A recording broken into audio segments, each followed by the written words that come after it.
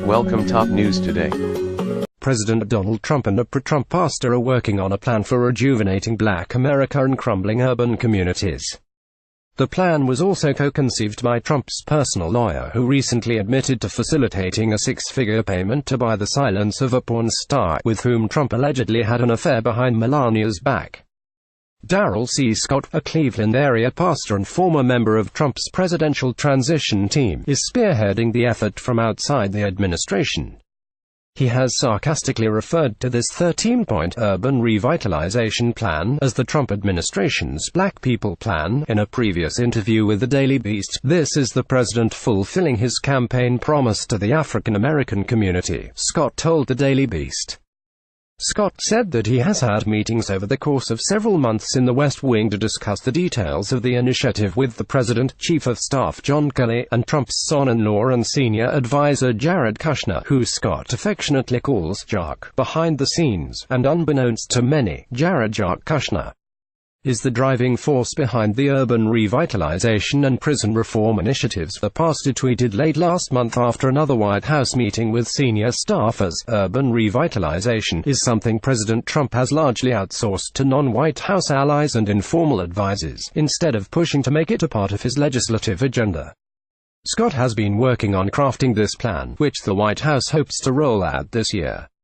He is eyeing the help of several associates and Trump-weld figures, including Trump's aggressive, unflinchingly loyal lawyer Michael Cohen, who Scott credits as one of the originators of the plan. Cohen does not have strong credentials as an ally to or activist in Black communities. He does, however, have a proven track record as a consummate Trump-weld character. Beyond paying off porn actress Stormy Daniels with hush money, he is also noted for being Trump's longtime legal pit bull and claiming, as a professional attorney, that you cannot rape your spouse, because there's very clear case law on that. Cleveland native activist Kareem Lanier, who works closely with Scott and has known him for decades, is another one of the main drivers behind the plan. Lanier is focusing on outreach for corporate partnerships. He and Scott and Cohen are members of the National Diversity Coalition for Trump. "We came up with it together," Scott said. Cohen and Lanier did not respond to requests to comment on the record for this story. Neither did White House officials. But the fact that the urban revitalization plan has been largely outsourced to individuals outside the White House suggests that it remains very much in the origination, not operational, stages. Trump administration sources with knowledge of the revitalization plan could not specify a date range for an official rollout, and confirmed that this would not be a legislative package but rather a public-private partnership announced by the White House, possibly involving executive actions or orders. Specifics of the initiative are being kept fairly close to the vest. But core priorities are set to focus on affordable housing, transitional housing, health and wellness centers, banking, youth programs, women's empowerment training, and financial literacy, according to Scott and an administration official. "You are now subscribed to the Daily Digest and Cheat Sheet. We will not share your email with anyone for any reason." Scott stressed that there would be no gentrification component in the plan. He and Lanier have been busy lining up private sector partners, with talks in progress with the shopping mall company 555 Group, home builder Pult Homes, and Blue Sky Capital, among others. None responded to requests for comment.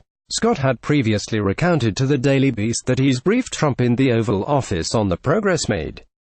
The conversations have also touched on how their plan could help alleviate the woes of various American cities, including Chicago, a favorite topic and target of President Trump's. Scott recalled that Trump told him during their Oval Office meeting in December that Chicago was going to be a big job. "That's not going to be easy. It'll probably be harder than this tax bill was," Trump added, while discussing a solution for Chicago, among other quandaries.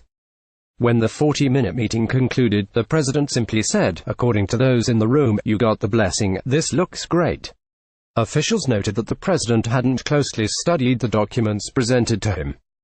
But one senior Trump aide said the president enjoyed the pastor's presentation and his enthusiasm. Scott has toyed with the idea of running for Congress as a Trump guy to help purge backstabbing Republicans disloyal to the White House. He has a relationship with the president going back to at least 2011. The first time he and his wife met Trump at Trump Tower, more than half a decade ago, the future president talked to them about the tyranny of saying "Happy Holidays," a subject that became a preferred campaign trail applause line in the 2016 election. "We talked about this back in 2011 when we met," Scott said, recalling the meeting in Trump Tower in New York City. He said he went to Macy's recently and that all they had up was "Happy Holidays," and he didn't see a sign that said "Merry Christmas." He said, "Was the Merry Christmas? What's going on here?" Trump was emphatic enough about the matter that Scott says his wife has commented multiple times over the years about the exchange, saying, "Wow, that really must have bothered him." But if the president hopes to improve his standing among other black voters, simply saying "Merry Christmas" and endorsing Scott's plan may not do the trick. As a candidate and as leader of the free world, Trump has maintained consistently low poll numbers among African Americans. His comments on "shithole African countries," his administration's insistence that voter fraud takes place in inner cities, and inability to unequivocally condemn violent, racist agitators following the Charlottesville slaying did not help either. However, President Trump has repeatedly touted the African American unemployment rate, claimed that he'll be great for the black populace, and, as 2016 candidate, insisted that in 2020 "I will get over 95% of the African American vote.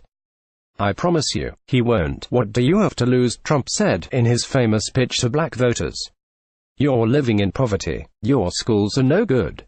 You have no jobs. 58% of your youth is unemployed. What the hell do you have to lose?"